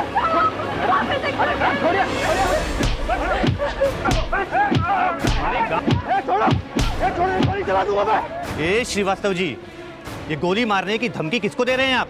देखिए, इसने हमारे गांव की लड़की के साथ जबरदस्ती की है, कपड़े फाड़ दिए उसके। देखिए, मारे नहीं तो और क्या करे? मुखिया जी, ये जांच में हम पता करेंगे कि किसने क्या किया है।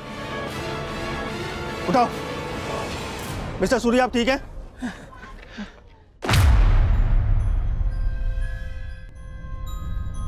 हाँ, बोलो क्या अपडेट? क्या? सर, क्या सिचुएशन है? सर, पहले से बेटर है, लेकिन शुक्र मानिए कि हमें टाइम पे इन्फॉर्मेशन मिल गई और हमने एसआई सूरी को बचा लिया, वरना ये लोग तो किसी को भी जान से मार के ठिकाने लगाने में माहिर हैं। ये लोग हम पे भी पहले ऐसे चार्ज लगा के फंसाने की कोशिश कर चुके हैं। लेटर कैसे हो? मैं ठीक हूँ सर, बट सर वो सुतपा के बारे में कोई इन्फॉर्मेशन नहीं मिली। उसकी चिंता मत करो, वो सुतपा बहुत जल्दी हाथ लग जाएगी। मुझे चिलखेड़ी गांव के मोबाइल टावर का डंप डेटा चाहिए, ये पता लगाने के लिए कि इस गांव के कौन से ऐसे नंबर हैं जो दिल्ली और एनसीआर के नंबरों से कांटेक्ट में हैं। Okay sir. उन सारे नंबरों की एक लिस्ट तैयार करवाओ और अच्छे से क्रॉस चेक करो। जी सर। ये गांव वाले एक दूसरे के खिलाफ तो मुंह नहीं खोल रहे, लेकिन आई एम श्योर एक दूसरे का साथ देने के लिए मोबाइल पर ज़रूर बात करते होंगे। कोई ना कोई क्लू ज़रूर मिलेगा। अब तक जो जानकारी सामने आई थी वो इशारा कर रही थी कि चिलखेड़ी गांव के लोगों के बीच लिखा जाने वाला यह इकरारनामा शायद उनके समुदाय का कोई जायज़ लेखा पत्र होगा जो उनकी खुशी से साइन किया जाता होगा और उसकी स्वीकृति उनके समुदाय के मुखिया द्वारा ही दी जाती होगी। काजल की मां और ईशान के माता पिता समेत जिन भी लोगों को इन्वेस्टिगेट करने का कानूनी अधिकार पुलिस के पास था वो अब सभी गायब थे और पूरा चिलखेड़ी गांव शुतपा से जुड़ी कोई भी जानकारी पुलिस के हाथ नहीं लगने देना चाहता था। और जून 2017 की शादी के सीजन में पुलिस को शुतपा और चिलखेड़ी गांव से जुड़ी एक अहम जानकारी मिली। सर, हमने एक नया नंबर आइडेंटिफाई किया है। सर, ये नंबर पिछले कई दिनों से दिल्ली में एक्टिव था और चिलखेड़ी गांव से इस नंबर पर लगातार फ़ोन भी आ रहे थे। अभी भी इस नंबर की लोकेशन चिलखेड़ी गांव ही दिखा रहा है। गुड, इसका मतलब ये सुतपा और मानसी का नया नंबर हो सकता है और ये चिलखेड़ी में एक्टिव है, मतलब वो वही है। जल्दी जल्दी चलो, लेट हो रहा है। शुरू हुआ होगा। अरे पैर में मेहंदी लगी है क्या? चलो जल्दी। ये लीजिए मुखिया जी, आपका कमीशन।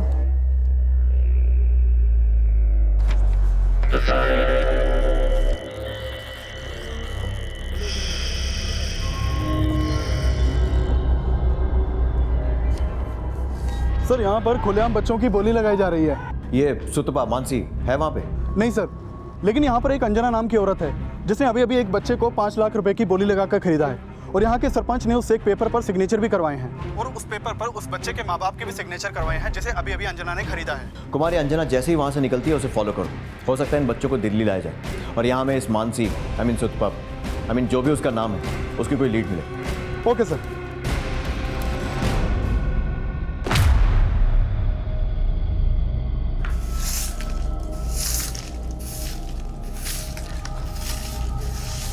काम हो जाएगा तेरा, तू चिंता मत ही क्या रहेगा, समझा ना? क्या हो गया? पता नहीं, चक्कर आ रहा है और कुछ अजीब अजीब लग रहा है। चल भीतर चल, आराम कर ले, ठीक हो जाएगी। चल तू जा भाई, बाद में मिलना। आज हम सीखेंगे कि खुद को इंट्रोड्यूस कैसे करना है। तुम बताओ, तुम्हारा नाम क्या है? आकाश। आकाश ऐसे नहीं कहना है, आकाश छाबरा। नाम में भी एक वजन होना चाहिए, अमीरी दिखनी चाहिए, बराबर? अगर तुम्हें कोई पूछे कि तुम्हारा नाम क्या है तो क्या बताओगे? Hi, I am Akash Chhabra. कैसे बताओगे? Hi, I am Akash Chhabra. Good, बैठो। इन मासूमों को दी जाने वाली इस ट्रेनिंग के पीछे आखिर किस गुनाह की साजिश रची जा रही थी, ये अब जल्द ही साफ होने वाला था। शुतपा के गुनाह का पर्दाफाश करके इन मासूम बच्चों को बचाने की कोशिश तो की जा रही थी, लेकिन काजल की नियति क्या थी? ठीक से जांच कर ली ना तूने? किस जा रहे से? भाभी से मिलने। भाभी क्या बात है? अब तो गुस्सा मत कर ताऊ, अब तो तूने गढ़ जीत लिया, गढ़। आखिर तूने अपनी औरत को पेट से कर ही दिया। वो किशन बता रहा था कि भाभी बाहर उल्टी की चिंता लग रही है। तो गुस्सा मत कर, अब मिठाई खिला दे, बालक तो तेरा ही है ना। मिठा करो, चल बात। अरे ताऊ, बालक तेरा ना है के? मैं उन बच्चों से कुछ गलत काम नहीं करवाती, वो सब बच्चे मेरे जान पहचान वालों के ही है। और उन्हीं जान पहचान वालों से आपने बच्चे ये इकरारनामे लिखवाकर लाखों रुपए में खरीदे। चिलखेड़ी गांव से मिले हमें उन बच्चों के माँ बाप से।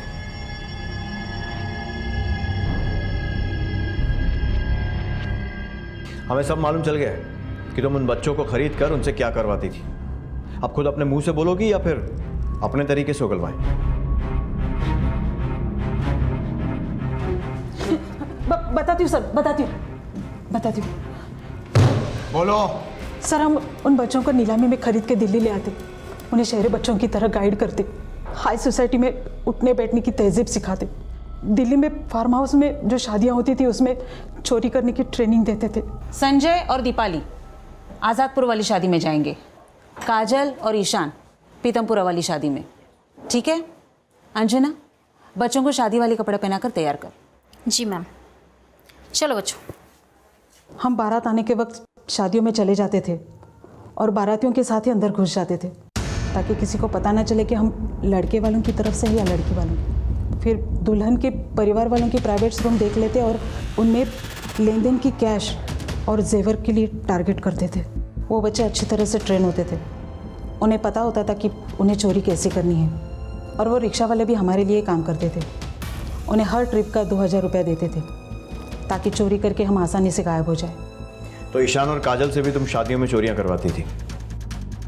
हाँ सर, उस रात ईशान अंजना के साथ छतरपुर की शादी में गया था, लेकिन वो वहाँ पकड़ा गया, इसीलिए अंजना वहाँ से डर के भाग गई। ईशान जब तुम्हारे कहने पर ही चोरियां करता था तो पकड़े जाने के बाद तुम्हारे खिलाफ वो कुछ बोला क्यों नहीं? सर, हम उन्हें इस तरह से ट्रेन करते थे कि वो पकड़े ही ना जाए, और अगर पकड़े भी जाए तो वो हमारे बारे में नहीं बोलते थे, क्योंकि बाद में हम उन्हें आसानी से छुड़ा लेते थे। ईशान तो छतरपुर के फार्म हाउस में चोरी करते हुए पकड़ा गया था। काजल कहाँ है? काजल उस रात मेरे साथ छतरपुर की और एक शादी में थी। मैंने उसे चोरी करने के लिए भेजा था, लेकिन मैंने देखा कि कुछ लोग काजल को जबरदस्ती वेन्यू से लेके जा रहे थे। कौन थे वो लोग? मैं उन आदमी को नहीं जानती सर। वो काजल को लेकर कैसे गए? किसी गाड़ी में? जी। उस गाड़ी का नंबर याद है?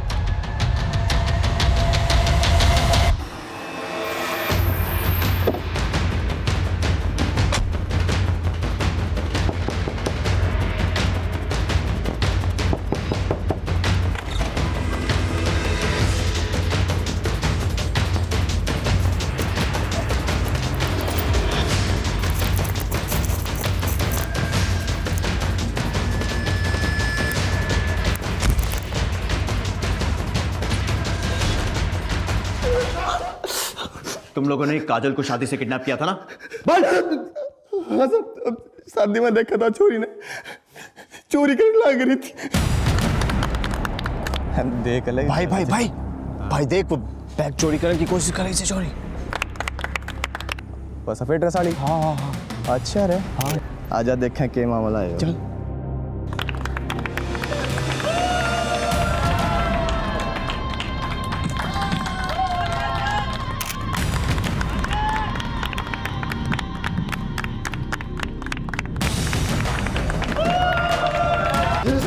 बता कहाँ है काजल? सब बहुत उजड़ में है, सब दूली चंद को बेच दी थी हमने।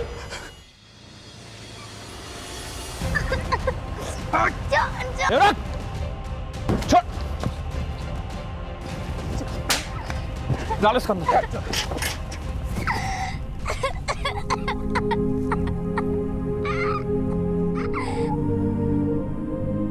काजल की जान तो बच गई, लेकिन जिस शारीरिक और मानसिक पीड़ा को वो भोग रही थी, उसके जिम्मेदार सिर्फ मंजीत, ओमी और धूलीचंद ही नहीं, बल्कि उसके माता पिता, शुतपा और उनके समुदाय का मुखिया भी था। काजल की तरह कई और मासूम भी इस दुर्भाग्य से गुजर रहे थे, और वो उनके अपनों के द्वारा ही एक ऐसे सामूहिक अपराध का हिस्सा बन रहे थे जिन्हें उनका समुदाय उनकी जिंदगी का हिस्सा समझता था। और हैरानी की बात तो ये थी कि इस अपराध का पर्दाफाश होने के बाद भी उनके द्वारा मीडिया और अखबारों में कई चौंका देने वाले बयान दिए गए। इसी विचार के साथ अब मैं अनूप सोनी आपसे विदा लेता हूं। फिर मुलाकात होगी अगले एपिसोड में एक और चौंका देने वाले केस के साथ। तब तक अपना और अपने परिवार का ख्याल रखें और देखते रहें क्राइम पेट्रोल डायल 100। सबक एक को, सीख हम सबको। जय हिंद। क्राइम पेट्रोल के और भी दिलचस्प कहानी देखने के लिए हमारे चैनल को सब्सक्राइब करें और बेल आइकॉन दबाना न भूलें।